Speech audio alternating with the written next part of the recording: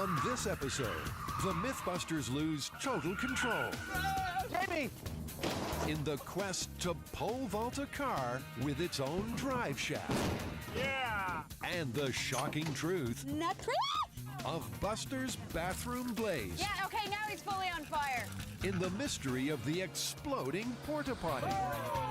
Plus, Adam's childhood secret finally revealed. Mr. Wimple, the roof is leaking all over the new Charmin. Who are the Mythbusters? Am I missing an eyebrow?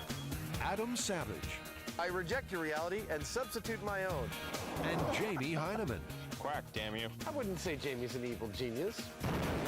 Between them, more than 30 years special effects experience. When will the fun ever stop? They don't just tell the myths, they put them to the test.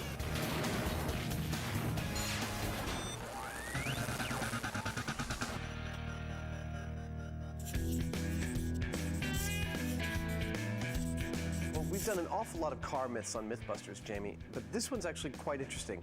The idea is that a car going at speed could have its drive shaft fall out, catch in a hole, and actually launch that car. You mean completely get the car airborne then, right? Absolutely. Actually, even end over end. I don't even know where we're going to begin with this one. Finding a car might be a good start. Now there's a car. Can I start it up? Go for it. The Mythbusters uncovered many stories of drive shaft disasters dating back to the 1960s. Hop in the trunk, Scotty. Yeah. All right. Get out of here. And they actually spoke to someone who had pole vaulted a 1967 Plymouth Fury. Jamie, this is a car we could really cruise chicks and suck face in. Yeah.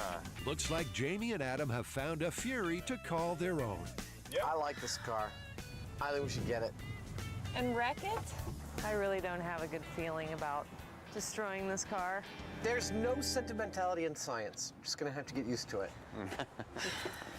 It's our mission to destroy this car, no matter what.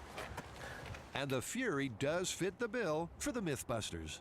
Personally, I'd rather use this car than anything else. When we did the American Graffiti rear axle being pulled out, you know, we used a newer model of car and we got a lot of guff for it. And I'd rather not have to deal with that kind of guff and have people think that, you know, a myth is unbusted. It's about the myth, you know. It's that's the car. Thank you very much. You're doing you're doing a good deed for science. Well, we've got our car. Now I guess we have to rig the drive shaft. Yeah, and I actually noticed underneath our car, the drive shaft, which isn't represented here, let's say this is it, actually has two universal joints, one right outside the transmission and one right in front of the rear differential. And this is actually perfect for us. The first is the one that would fail right by the transmission, and the second is the hinge that the drive shaft would ride down on to catch in the pothole. Yeah, well, it looks like the tough part's going to be to figure out how to disengage that front universal joint. They still need the drive shaft to drive the car, right up to the moment it hits the pothole. That rules out any mechanical device on the spinning shaft. Scotty gets up close and personal with the drive shaft. One drive shaft coming up. For you, one nice greasy part, guaranteed to get your shirt dirty.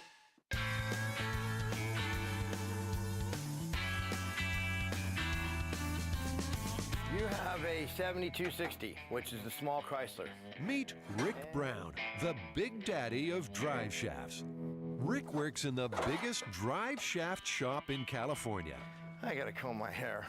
And he's seen his fair share of failed U-joints. Like there's a failure. There's an on-the-road failure right there. Okay. Now, I was thinking we cut one of these just enough, say we take about 85% of it off. Jamie and Adam are now ready for their favorite experiment, auto wreck madness.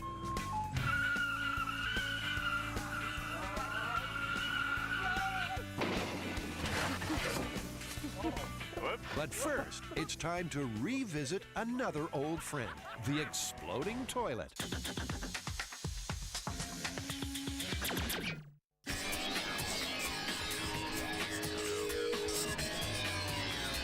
Well, guys, you seem to have tracked down an exploding toilet myth. Correct me if I'm wrong, but didn't we already do this last season? No.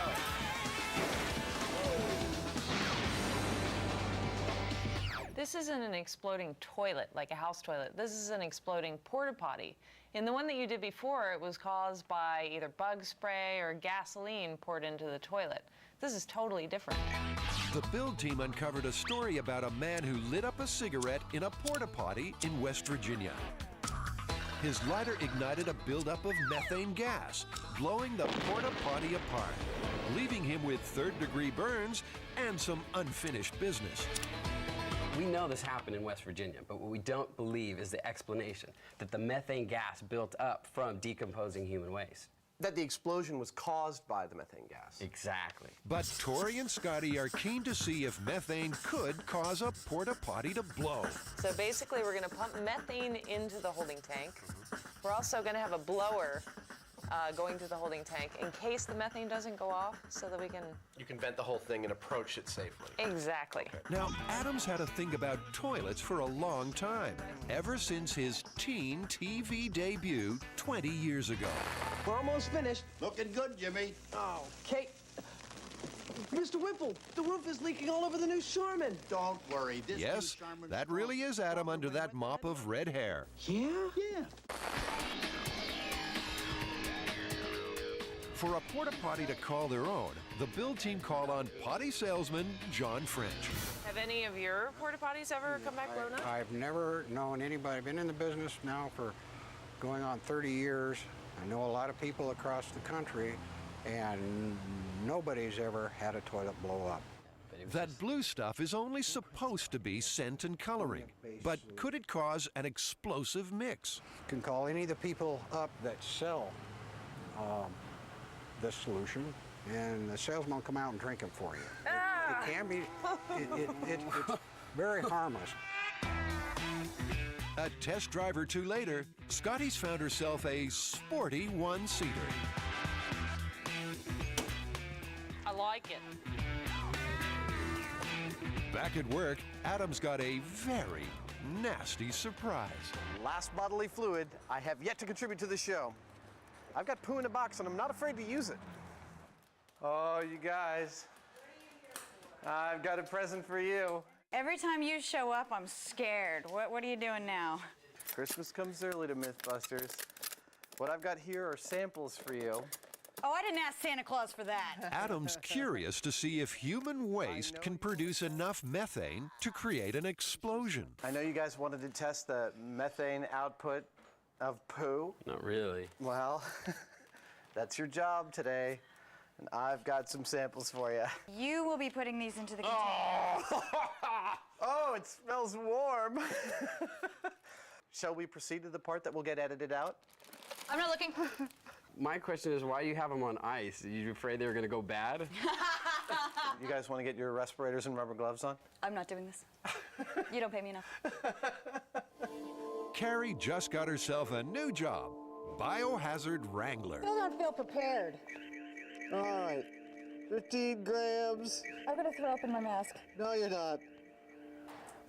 I don't think I'm gonna make it. Okay. Carrie, I need you to hold that. Just hold it down here. This is going to be the straight tap water. Adam's samples will go into 3 flasks, one with water, one with urine, and one with blue toilet liquid, with a 4th empty for control to see which mix, if any, produces the most methane. I can't believe I went to college for this.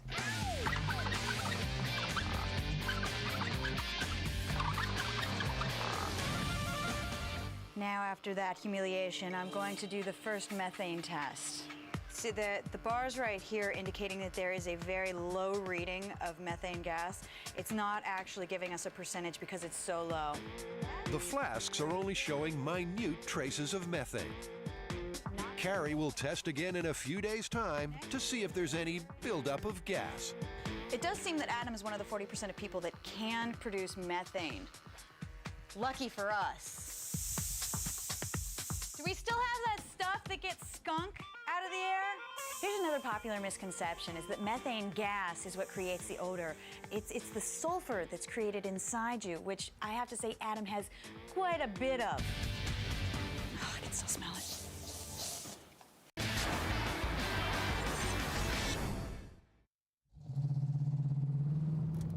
Jamie and Adam are the proud new owners of a 1967 Fury, the same model car featured in the myth of the drive shaft pole vault. After weakening the Fury's drive shaft, they need to find a way to brake it on cue. And Jamie's got an idea. At high speed, he's going to throw the gear into neutral, rev the engine, then jam it back into drive. The high rev should snap the weakened U-joint and drop the shaft on cue. And that's not all. They'll also be driving by remote control. Do it a little bit and see what it does. And Jamie and Adam have 4,000 pounds of V8 Fury to tame. And this one is by far the most advanced rig we've ever installed in a car. We're not only just controlling the throttle and the brake as we've done most other times, but we're also controlling the shifter, and we've got a brand new steering control using some very high-tech servo drivers for the motor. I can precisely control it. Right here is straight ahead, and now we're turning to the right, so it works perfectly. Now that Jamie's got the steering under control, Adam's got the tricky task of figuring out the brakes. It doesn't matter how many times I build this circuit, I always need to draw it out, and it's always really confusing. That's the brake, isn't that pretty? It's arguably the most critical part of the whole operation because you have to be able to stop the car. I mean, that's just critical. That's the emergency thing. The entire remote control system is set up so that if it fails, if it loses its signal, it automatically depresses the brake. The hardest part of the remote rig is calibrating 4 different control systems. Steering, throttle, brake. Steering, throttle, brake. We have a servo, a custom-made servo that's mounted to the steering wheel. We have another servo that is set up to shift. We can go forward, reverse, neutral. We have a third servo, which is on the throttle. And then lastly, we have an electronic piston that pushes on the brake on cue. And so it can put the brakes on or off or somewhere in between. The remote rig has got a big job to do. From a distance, we have to be able to, say, thread a needle with this car. Tell me when I'm straight. Okay, a little more, more. Perfect. Just surviving this myth might be a victory in itself.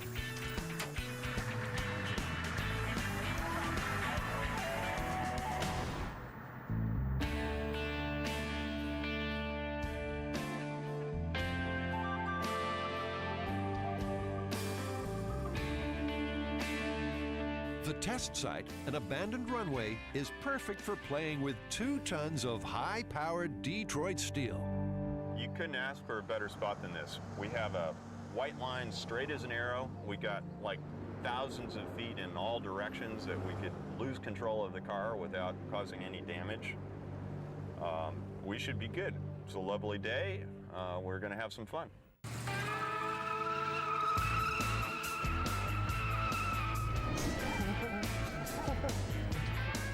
The only ones not having fun are the pothole diggers. But Tori wants to brighten up Scotty and Carrie's day with his 2-wheel tricks. You smell that? What's that? Bad things. Let's egg him on until he hurts himself. Yeah, looks like you cleared it. Go for it. Does it? Scotty's wish is Tori's command. And you wonder why you always see him getting hurt.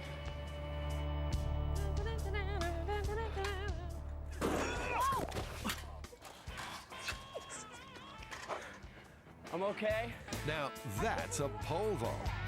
It's so disturbing, let's see it again, in slow motion. But kids, remember, don't try this at home. Why do I always laugh when you get hurt? That looks so bad. Oh my God, I can't believe you did that. I thought I was gonna make it. We're doing the hole in a V to help guide it. Oh, okay. Just like a pole vault, the hull should guide and catch the drive shaft, lifting the car into the air. This is 3 feet wide here. I measured 4 feet from inside to inside on the tires, and the goal is to actually release it back here about 20 feet to try and do that and then have it slide into the hole. Ah, okay. So what if the friction of the asphalt just kicks it up before you even get to the hole? We're prepared for all those things, but here's hoping that it works the first time out. Yeah, as it rarely does. Yeah.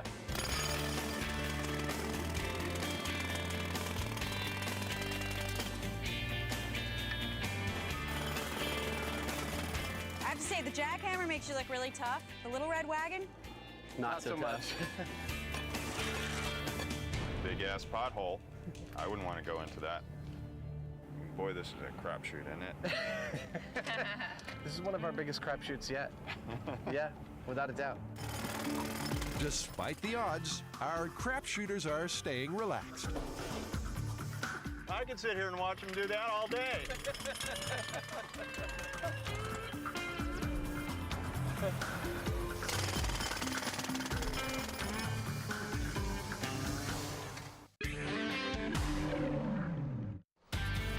It's delivery day for the star of the exploding porta potty experiment. One used porta potty for methane demolition. Sign here. this one empty? I hope so. Oh, man. Do I have the best job or what? The build team want to see if methane can fuel a porta potty explosion. So first, they need a hole to pump the methane gas in. What is on your forehead?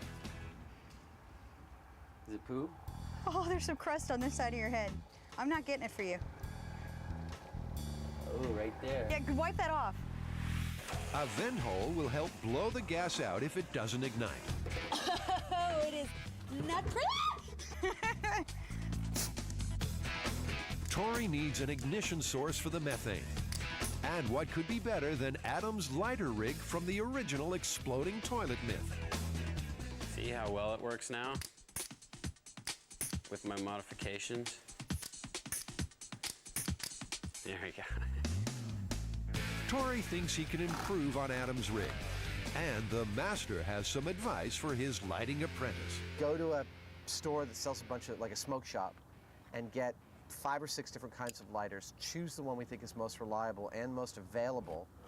What is this for? Adam is keen for Tori to build a protective casing for the lighter rig. But something that can handle an explosion. That way we don't burn Jamie's servo. We don't burn the servo, we Or don't. the lighter. Oh, God. Somebody's showering today. In disinfectant. So after many hours of rethinking and refiguring, I came up with a new ignition system. I call it Block O Wood. It's a little simpler than Adam's. I hope it works.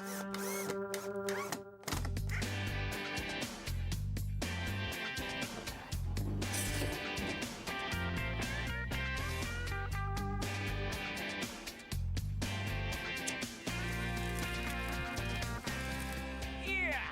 See? Simple can always be better. Adam just needs to learn that. You know, when I woke up this morning, I thought, what do I really want to do? I want to test Adam's poo. Carrie has her second date with Adam's methane-producing flasks. It has a slightly higher reading than control, but it's still not registering. There's really not a good enough methane gas buildup in here. With a second low methane reading, it's looking unlikely that human waste caused the methane blast in the West Virginia porta potty. They'll use commercial bottled methane gas for the next test. And at Porta Potty Central, there's a lot to get right. This is Mythbusters. Of course I'm expecting problems. The San Francisco Fire Department will deal with any toilet infernos. Come on, lazy! And Scotty and Christine will deal with any grass that needs watering. The gas will be pumped into the toilet, and it can also be ventilated out from a safety zone 100 feet away. Go ahead. Okay, I'm just turning the tank on now. I'm already getting a reading. The methane meter will be critical. The gas level has to be between 10 and 15%. 70, 80, 90, it's up to 98%. Too much or too little won't trigger an explosion. Maybe we should turn it off. Yeah, I'm getting a little dizzy. This is all going way too well. I know, It's way too smooth. Let's just enjoy it. Let's not think about it. With any luck, we'll go off without a hitch before we have even lunch. That's the kind of thing you regret saying on Mythbusters. Tori wants to make sure his lighter works before Jamie and Adam arrive. It's lighting. Good deal, it worked. Oh, good. Oh, you gotta lift the lid, dude. Cleanliness first. Buster's volunteered his behind to seal in the methane gas that Scotty will pump into the waste tank. The Thunderbox. With the lighter in place, Tori's confident his rig is one up on Adam's. We improved the ignition system because that other one, well, the other one sucked. And Tori soon realizes his trash-talking days may be numbered. yeah, that smart aleck remark I made about Adam's rig sucking, it's gonna come back and bite me. Tank is on. You guys ready for the gas? The first test will see if methane pumped into the potty's tank ignites when Buster lights up. Still at 0.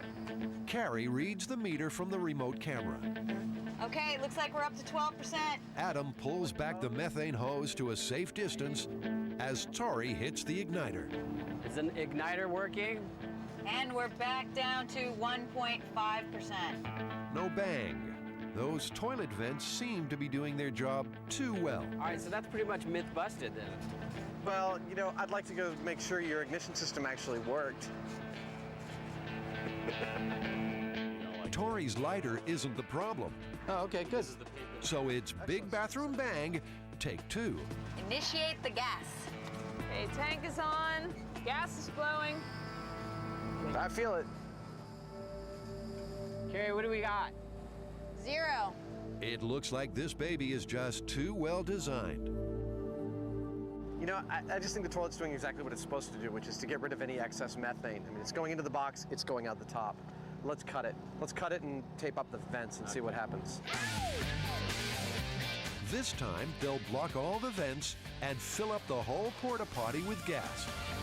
The Mythbusters seal up all the vents before going for their final porta potty explosion. Methane's lighter than air, so we've got our meter set about midpoint in the porta potty, which means that when we get 15% down there, we'll have a fair amount of methane up top. I think we're going to get a pretty good explosion this time. Start the gas! Okay, gas is flowing. I hear it. I hear it. Oh, here we go. 2%. 2%. 4, 5. Sealing the vents has made all the difference. Oh, we're up to 20%. All right, countdown. 3, 2, 1. Firing. Houston, we have ignition. Is it moving? Oh, there's fire! Burning. Oh, yeah. Buster's caught on fire. Oh, no. Shall we ventilate? We can ventilate, but it's going to accelerate the bonfire. What's your guys' plan? I say accelerate, and then I'll run in there with the fire extinguisher. Tell me whether it speeds it up. Oh, yeah.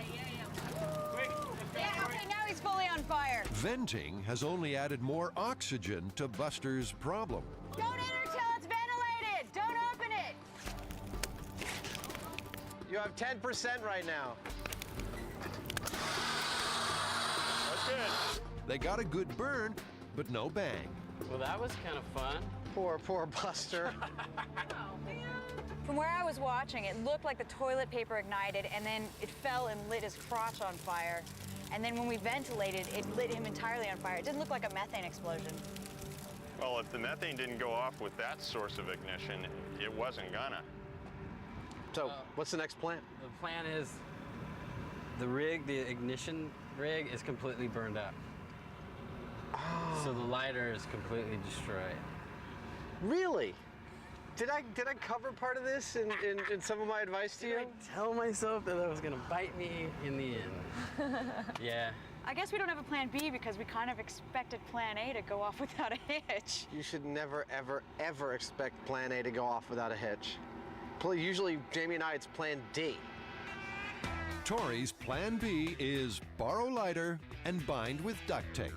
I had to rip on Adam's rig, didn't I?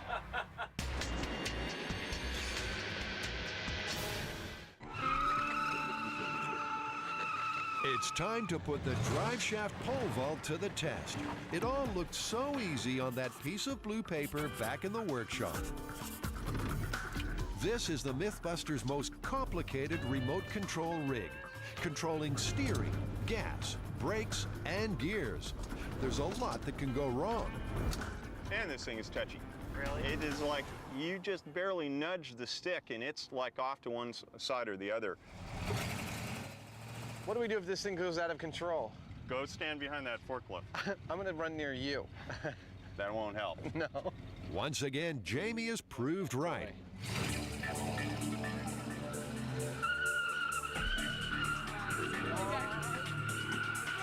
As the car turns on its makers. That'll get your adrenaline running. We should identify a safe area, and that would be like go for the forklift. If you see the car doing something weird, you know, get over there. Seriously. It's a big heavy-duty machine. It could kill you. Let me get in it. Okay. The words heavy-duty killing machine have a strange attraction for Adam. I'm ready when you are, Jamie. He opts for a rear window seat.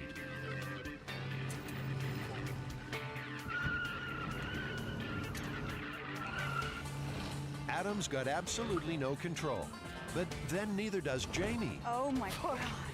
Oh! Jamie!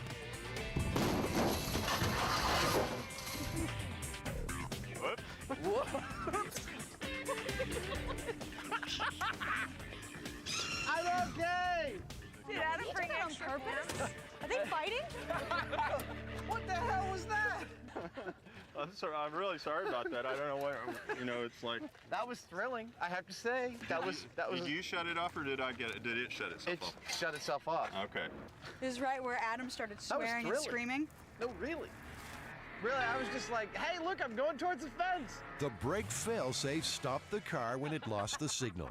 Otherwise, Adam would be on the interstate by now. Does anybody else want to go for a ride? Yeah, you put it right on that pole. Yeah. Is it there, Tim? They'll never know. He's trying to be sneaky.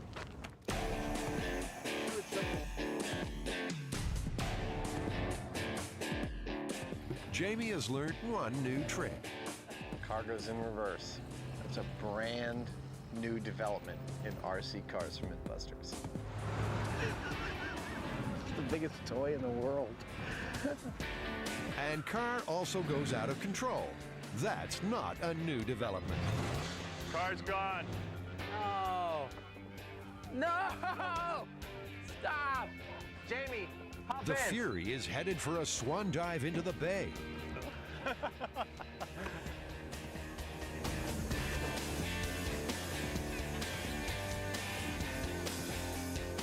What happened? I think what happened was that it took off before I had all of the switches on. You only had a couple hundred more feet and we were in the drink. I think what happened this last time was just plain old human error, namely me. Jamie's realized this job is too much for one mere Mythbuster. He needs another pair of hands on the remote. With Scotty driving them in the pickup, Jamie can concentrate on the steering, throttle, and brakes, while Adam takes over the shifter. This is pure dumb luck, you know, if it works, and that's why I wanted Adam on it.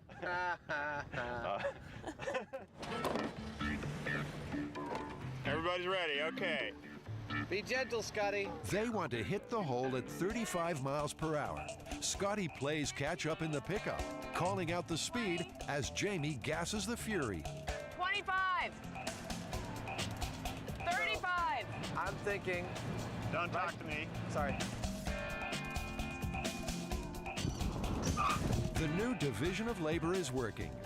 After hitting the pothole twice at the right speed, it's time to swap over to the weakened drive shaft. And go for the drive shaft pole vault for real.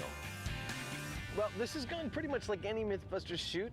We've spent most of the day and a good portion of the afternoon just tricking out the mechanics of our remote-controlled car. Now the easiest part is done. We're facing the hard part, which is actually getting the damn drive shaft into the pothole. And who knows whether that one's going to work or not. Cool. Stay clear of the car. Stay clear of the probably out-of-control car. Out of control car is Adam's way of saying ready to go. We're ready. Slower. 15. 20. That's a good distance. Catch up with it. 25.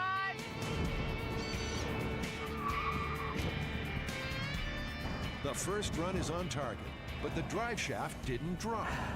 Brakes are on. Okay. Something didn't work quite right, and I saw some tire skids, You saw and it wasn't from brakes. No, it wasn't. That was from reverse. Okay, well, So, what happened? you know what that means. Yes, it means that our drive shaft is too strong. Yes. So, let's get this car back to position 1. Let's further weaken the drive shaft. Yeah. Adams accidentally had a reverse gear revelation. Basically, when I jammed the car into neutral, I accidentally left it in reverse, and the tires screeched, which told us an important fact, which is you can jam this car into reverse at speed, which is actually an ideal way to put so much tension on the drive shaft that will crack it. That's pretty weak. I mean, that's as weak as I can make it while it's still on the car. Okay. All right. Are you ready? Adams got his fingers crossed the shaft will snap this time around. Pity he left those same fingers in Scotty's door. I know. No, it's not your fault. Sorry. Okay, let's go. Okay, all clear. Door closing. Door closing. 25. The Fury is traveling straight and true. 30. Back to neutral. But the drive shaft still won't budge. Good timing, though. I think we were spot on. The speed was good. The speed was perfect and our timing was great. So we need to pull it out quickly and weaken it further. Okay. Driving it back. Okay, back to 0. This U-joint is proving to be one tough hombre. It's handling an awful lot so far. I don't want to do this again. It's not recommended to do this to your own drive shaft. It's becoming clear that snapping the drive shaft relies more on dumb luck than cutting-edge science. There's very little actually holding that universal joint together. Starting to look like Swiss cheese now or something. Yeah, it is. It's really looking aerated. One Swiss cheese drive shaft ready to go. All right, let's go. Hold on. Car died. The Plymouth Fury hasn't even left the starting line. Oh, well, the second we went to start up the car, the yoke just failed. I mean, I weakened it too much. They've got spare U-joints, but not much spare time. Adam, do you think it might be just easier to pull the drive shaft and weld it out here? Yeah, I would take that as a yes. Go.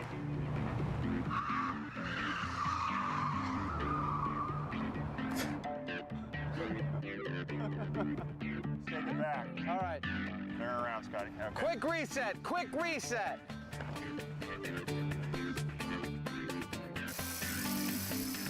Too much or too little?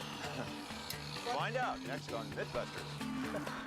There ain't much holding that thing in place, I'll tell you. 25. You can get it in. And 30. One more run and one more missed pothole. we got time for one more reset. I see 3 more inches of sun. We got 20 minutes. With a batting average of 0, are the Mythbusters about to strike out? Come on. Please make this happen. 20.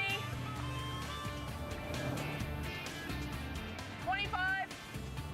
30.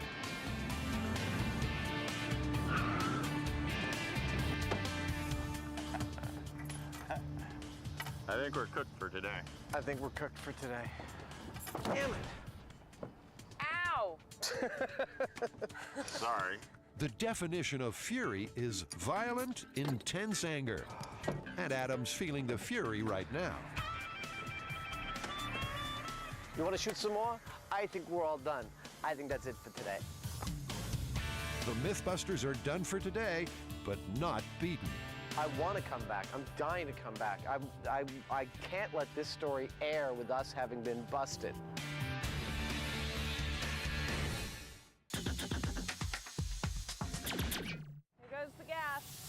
It's been a typical Mythbuster day, testing the exploding porta potty myth. First, the methane gas failed to ignite. Still at 0. Then Buster caught on fire and destroyed the lighter rig. Adam's still full of that good old Mythbuster optimism. I'm really looking forward to test number 3, where we actually put the meter on the bottom, build up methane in the entire porta potty, and then I hope we watch porta potty pieces shooting out into the bay. The lighter-than-air methane will fill up the whole potty before it reaches the meter. Let's go for the money shot. All right, tank is on. Ready for gas? The methane level has to be between 10 and 15% to ignite. Oh, I hear it. 1.9, You have a little 2%. toilet paper hanging above the thing? Yeah. It's gonna ignite? 3%. Your guess is as good as mine. Carrie reads the methane meter on potty cam. We're really close. And 3, 2, 1, go. Firing. This is igniting the toilet paper. No, the toilet paper is not igniting. Oh, Tor. Both Tori and his lighter seem to have lost their spark. Yeah, I want to see the sadness in his eyes. There's a toilet paper that's dangling next to it. It's not catching. I'm gonna stick it right Hold on, in front. evacuate it first for 2 minutes, okay? We're down to 8% gas. That's fine. We're going to evacuate the tank and reset the lighter for a second. All right, 2 minutes from now, we'll go in. Maybe it's a myth that methane is flammable. It's not a myth. We're just idiots. This is a point in the day, which we've come to many times, where we start to go, what else do we have that's flammable in the truck? The firemen have something flammable in their truck and a new plan. First, light flare, then add gas. We're gonna put a flare in there burning and slowly elevate the gas until it finally does explode, because we're getting really, really impatient with all of this anticlimactic stuff. Come on, let's go! Start the gas. Gas. Gladly. 7.8, 0.9.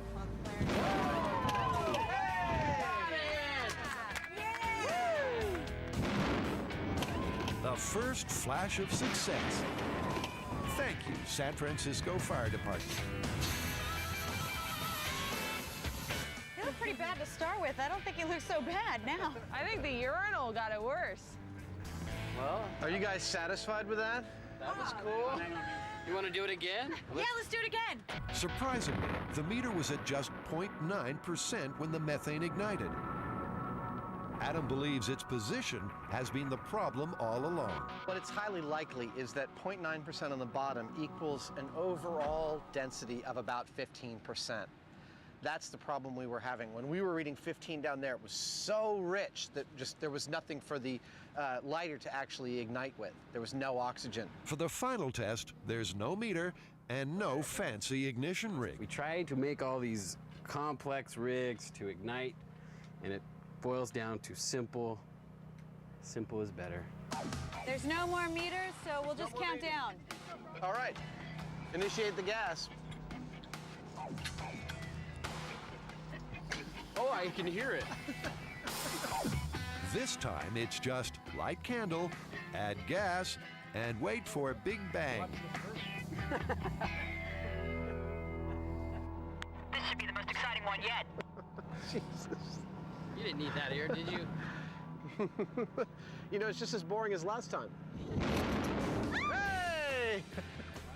Yay! We have explosion! Finally, the sweet, sweet funk of porta potty success. Good work, Carrie. Scotty. So get this all cleaned up and I'll see you back at the shop. Thank you very much, Adam. Really appreciate you leaving for the cleanup. Really, really do. Thanks. Well, guys, that was pretty darn definitive. Yeah, basically every one of our experiments says that there's no way somebody is going to blow up in a porta potty due to gases caused by the decomposition of human waste. She's right. And the actual story is that this guy was working at a methane plant, and the porta potty was sitting over a pipe that was leaking. So basically, he's sitting in this cloud of methane gas. So it's not exploding porta potty, it's exploding methane factory. Which I think is very feasible. What? Totally different experiment.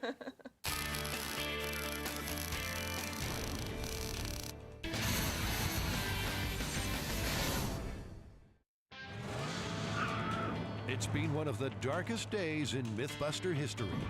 Breaking the drive shaft to pole vault the Fury into the air just hasn't happened. For our myth duo, failure might be an option, but drive shaft failure is a necessity. Early the next morning, in a flash of pre-dawn inspiration, Jamie and Adam have come up with a simple solution. So going forward, it's tightening the bolt. Yeah. And keeping it all together, and then the second you jam it in reverse, the tranny grabs that nut, unthreads it, And off we come. unthreads it, and punk, the drive shaft drops out. Unscrewing the shaft using reverse should eliminate the trial and error of cutting it. The bolt welded into the hollow drive shaft can be quickly re-screwed and reset. Keep going, Yeah, Chris. keep going. Whoa! Oh, there we go. That would be a failure. Well, we've got our special threaded coupler in the middle of the drive shaft that Jamie and I put in, and it's working beautifully as far as I can tell. It'll be good to get some, finality to it and see this actually work or not work, whatever is the case. Now we pack up all our tools and head out to the site.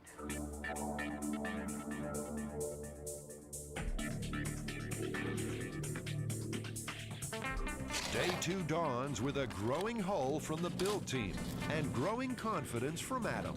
We watched the sun set on a failed experiment, and here we are watching the sun rise over the same tarmac, and we, in a few minutes, are going to try to achieve success with the pole vaulting Fury. Okay, car's going live. Step away from the car.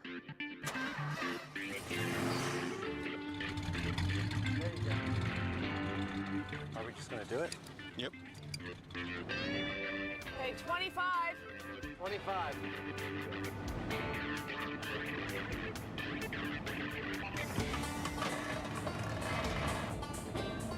Oh! It's not a hole-in-one, but for the first time, the drive shaft drops on cue. Well, Perfect! my timing was perfect. Yeah. Did we miss the hole just slightly? Everything worked like a charm, but it did not seat in the hole. And re-screwing the bolt works just like in the workshop. Got it started. I got it. I'm almost done. We're locked. Car's going hot. In seconds, the car is ready to roll again. Good to go. You guys ready up there? Ready when you are. All right. All right, we're off. We're off! Go, baby! Mythbuster morale is officially back in buoyant mode.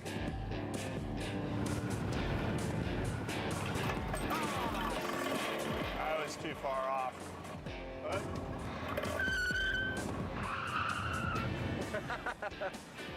I guess the brakes work. The bolt did its job. Now, Jamie and Adam have just got to do theirs. Here we go! This is the one! We're gonna do it this time!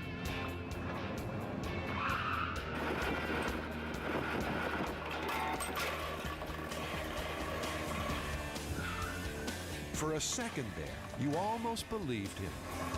It's my fault, it's Jamie's fault, it's my fault, it's Jamie's fault. I think I might have dropped the drive shaft just literally an inch too late on the other side of the hole. But we're getting better at it. That's a good distance. Catch up with it. 25, 30.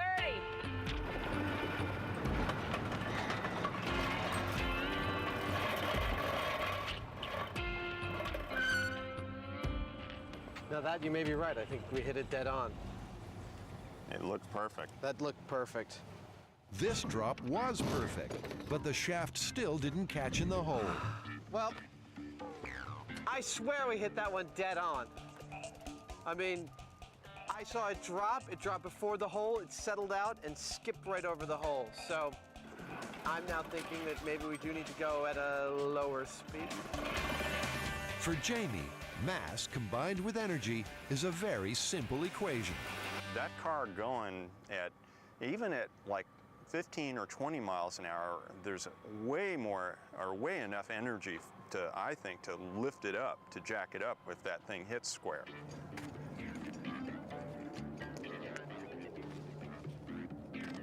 Look at the impact there. Who'd have thought it'd be so complex? Oh wait, we did. Call out the speeds, Scotty. 15. Jamie slowed the Fury down. Has he cleared the last pothole in the pole vault myth?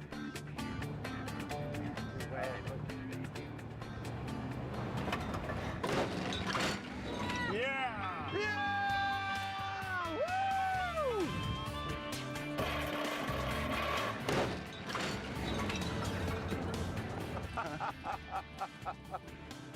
And the car is still running! After 2 long days, Adam's got a lot to get off his chest.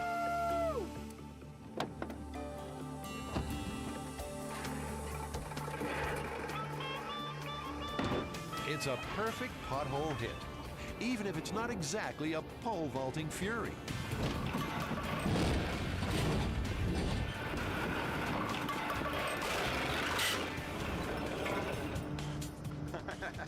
Nice little imprint. And you couldn't ask for a more solid hit than that. Yeah, look at that. I mean, it's like it's a perfect square on hit. I mean, it's depressed it in the exact circle of our drive shaft, dead center of the hole. You don't get better than that. Nope. But there's one last surprise waiting for them in the trunk. There we go. Oh my God.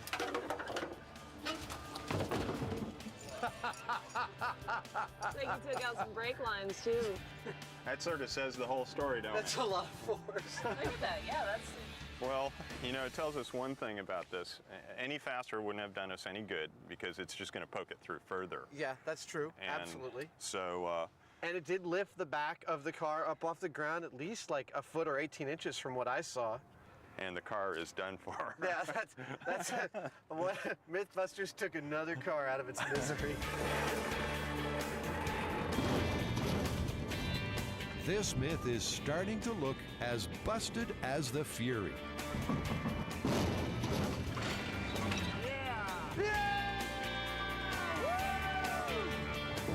Well, that was an exhausting couple of days, but it was kind of rewarding in the end. You know, we pulled off a pretty tricky thing to do. You know, hitting that pothole exactly right, it's not easy. But your solution of the uncoupling drive shaft worked like a charm. Yeah, and we confirmed the stories that we'd heard, you know, cars hitting at various speeds and getting actually lifted off the ground a little bit. But we did not confirm the myth which says that the car pole vaulted. It's just so implausible that it would lead to this and impossible that it would launch the car or turn it over. This one's busted. Interesting, but busted. Yeah.